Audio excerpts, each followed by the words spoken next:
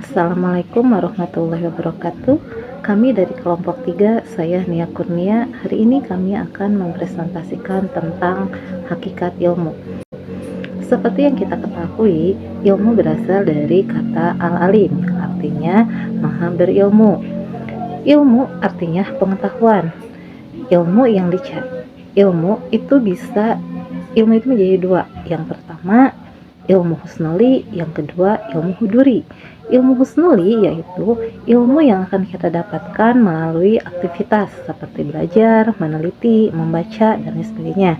Sedangkan ilmu huduri yaitu ilmu yang akan kita dapatkan melalui wahyu ataupun ilham. Ilmu pada dasarnya itu merupakan cabang dari pengetahuan yang mempunyai ciri-ciri tertentu, sehingga terbentuklah yang namanya ilmu alam dan ilmu sosial. Ahli filsafat yang bernama Plato, dia pernah mengemukakan bahwa manusia itu terlahir ibarat tabula rasa atau kertas kosong. Hal itu sesuai dengan firman Allah Subhanahu wa taala, yaitu A'udzubillahi minasyaitonirrajim. Bismillahirrahmanirrahim. Wallahu ahrazakum min butuni ummahatikum la ta'lamuna say'an wa ja'ala lakumus sam'a wal absara wal af'idah la'allakum tashkurun.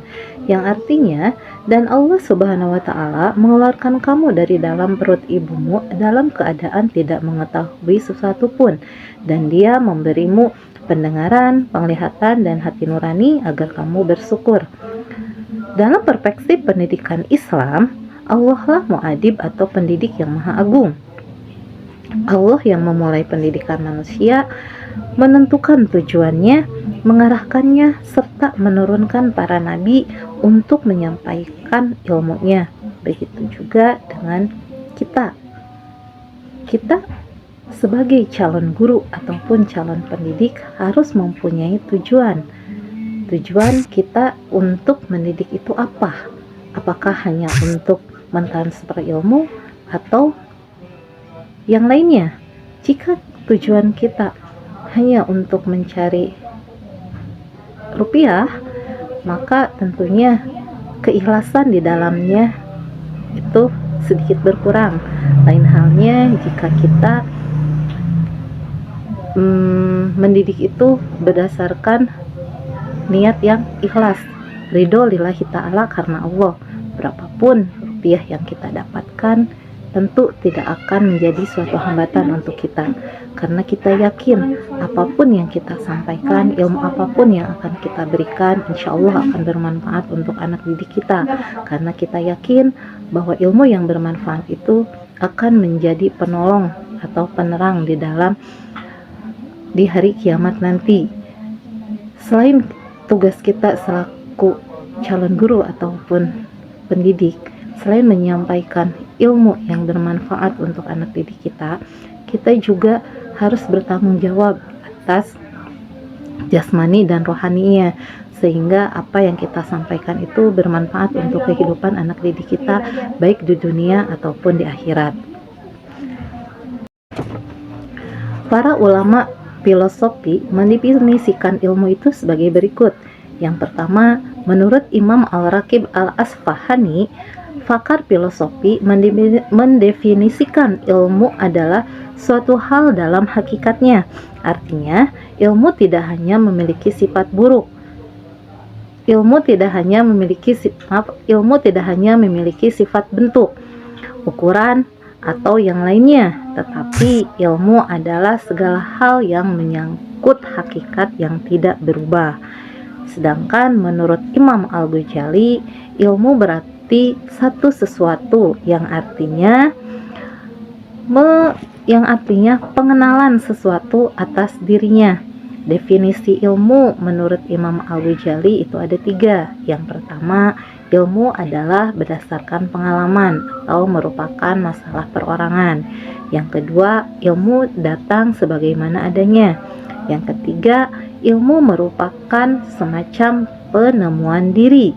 Jadi, menurut pandangan Imam Al-Ghazali ini, kita tidak bisa mengklaim memiliki ilmu kecuali jika kita tahu sesuatu itu apa adanya. karena sesuatu itu tampak tidak sebagaimana hakikatnya.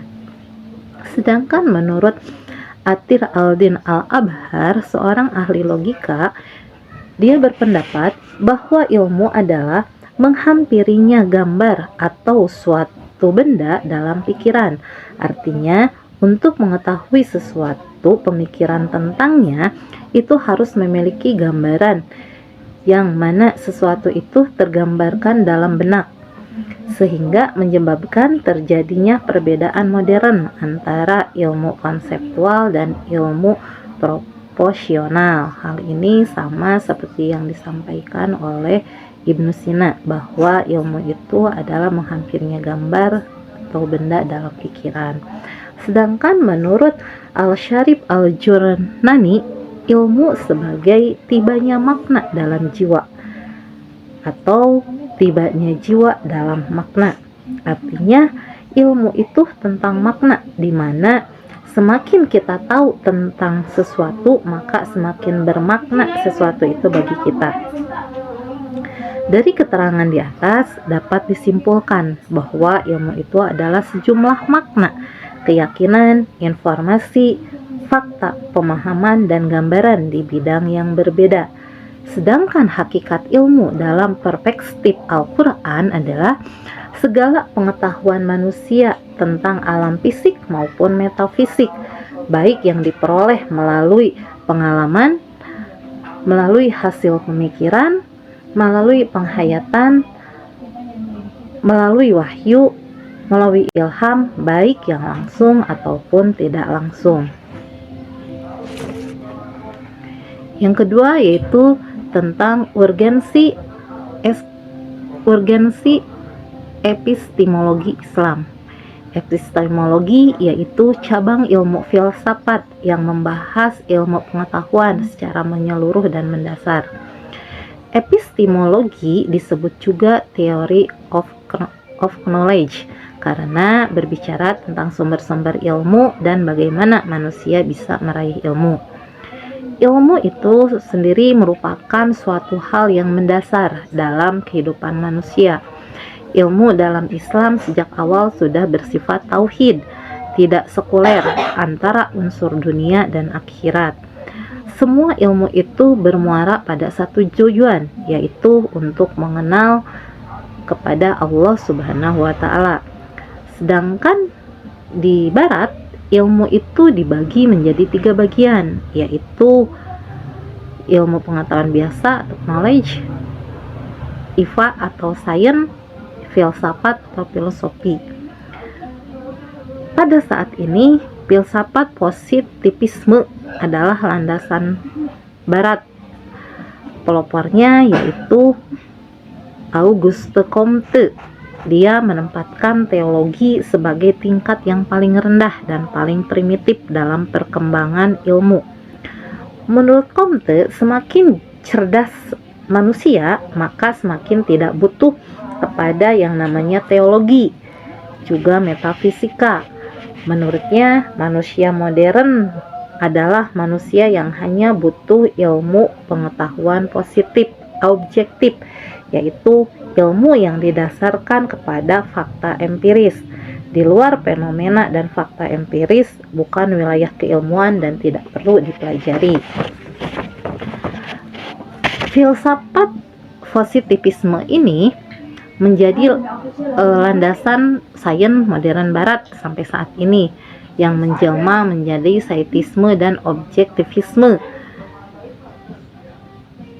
Fenomena inilah yang disebut oleh para ahli sebagai religiositas modern Barat yang mengesampingkan Tuhan dari kehidupan. Sedangkan para ilmuwan Muslim, mereka menempatkan teologi itu sebagai wilayah yang paling penting atau paling tinggi dalam ilmu pengetahuan, karena di dalamnya terdapat pengetahuan tentang Tuhan. Al-Kindi menyebutkan bahwa sebagai asraf al-falsafah atau filsafat yang paling luhur itu adalah teologi. Di bawahnya barulah itu ilmu filsafat, sains, dan pengetahuan biasa. Di dalam Al-Quran, banyak ayat-ayat yang mendorong kaum muslimin untuk senantiasa meningkatkan keilmuannya. Oleh karena itu, Allah mengecam keras orang-orang yang tidak menggunakan semua potensinya untuk berpikir dan meraih ilmu. Di dalam Al-Quran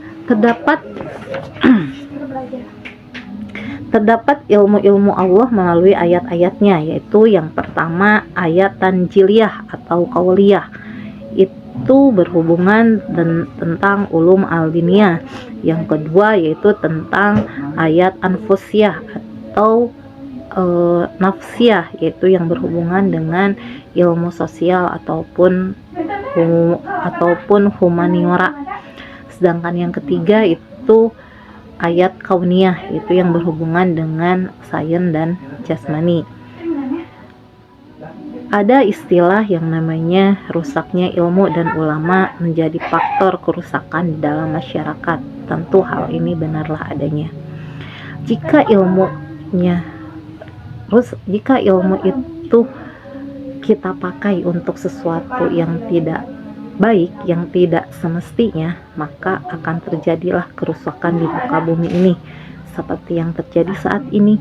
Bagaimana orang yang ahli dalam nuklir, mereka membuat bom nuklir, mereka pakai untuk berperang, sehingga terjadilah kekacauan di dunia ini. Begitu juga dengan ulama, apabila ilmunya tidak dipakai dengan sebaik-baiknya, maka akan hancurlah umat, gitu kan. Nah, di sini kita sebagai mahasiswa ataupun calon pendidik ataupun sebagai calon guru harus bisa memberikan ilmu itu yang bermanfaat untuk anak didik kita, agar kelak mereka tidak terjerumus gitu. Mereka tahu mana yang baik, mana yang buruk, mana yang hak dan mana yang batil. Jangan sampai mereka berpendapat atau semena-mena dengan ilmu yang mereka punya. Seperti kebanyakan saat ini, banyak orang yang berilmu tetapi mereka tidak menempatkan ilmu itu sebagaimana mestinya. Banyak orang yang dengan ilmunya mereka banyak menipu orang yang tidak paham akan ilmu tersebut. Poin nomor 3 adalah tujuan ilmu dalam Islam. Apa sih tujuan ilmu dalam Islam itu? Tujuan ilmu dalam Islam adalah untuk mengenal Allah Subhanahu wa taala dan meraih kebahagiaan atau yang bisa disebut dengan sa'adah. Karena manusia diwajibkan untuk memiliki ilmu untuk menopang kehidupannya di dunia sebagai sarana untuk ibadah. Itu. Poin nomor 4 adalah sumber-sumber ilmu dalam Islam.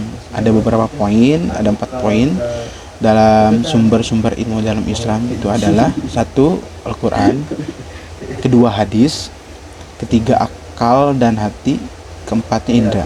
Kita bahas satu. 1. Al-Quran. Apa sih yang maksud Al-Quran itu? Al-Quran merupakan wahyu Allah Subhanahu wa taala yang diturunkan kepada Rasulullah kita Muhammad SAW, yang merupakan petunjuk bagi manusia dan alam semesta, seperti firman Allah Subhanahu wa taala, "Inna huwa illa dzikrul lil alamin", yang artinya adalah Al-Quran itu tiada lain hanyalah peringatan bagi alam semesta. Surah Al-Takwir ayat 27. Yang kedua adalah hadis. Hadis beda dengan Al-Quran.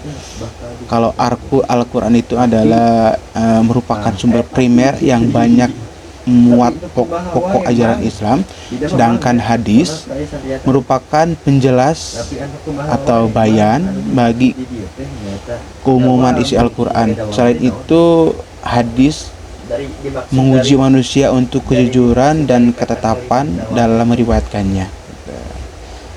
Yang tiga adalah akal dan hati. Akal dan hati adalah sumber ilmu. Selain wahyu dan hadis, dalam Islam adalah ada yang disebut dengan akal dan hati. Orang-orang yang berakal adalah orang-orang yang menahan dirinya dan menolak keinginan hawa nafsunya. Akal mempunyai beberapa pengertian yang berbeda, yaitu satu, daya pikir. Apa yang disebut daya pikir adalah untuk mengerti dan sebagainya. Yang kedua, daya upaya atau cara melakukan sesuatu. Yang ketiga, tipu daya atau muslihat. Yang keempat, kemampuan melihat cara-cara memahami lingkungan. Sedangkan hati dan kolbu itu adalah suatu yang ada di dalam tubuh manusia yang merupakan tempat segala perasaan batin. Yang keempat adalah Al-Quran. Yang keempat adalah indra yang tertaut dalam Al-Quran untuk mengajak manusia menggunakan indra dan akalnya dalam kehidupan baik yang bersifat fisik ataupun metafisik. Karena orang-orang yang mengabaikan indra dan kalbunya maka akan tersesat dan jauh dari kebenaran. Indra dan hati keduanya tidak dapat dipisahkan satu dengan yang lainnya dan merupakan satu kesatuan dalam menerima ilmu.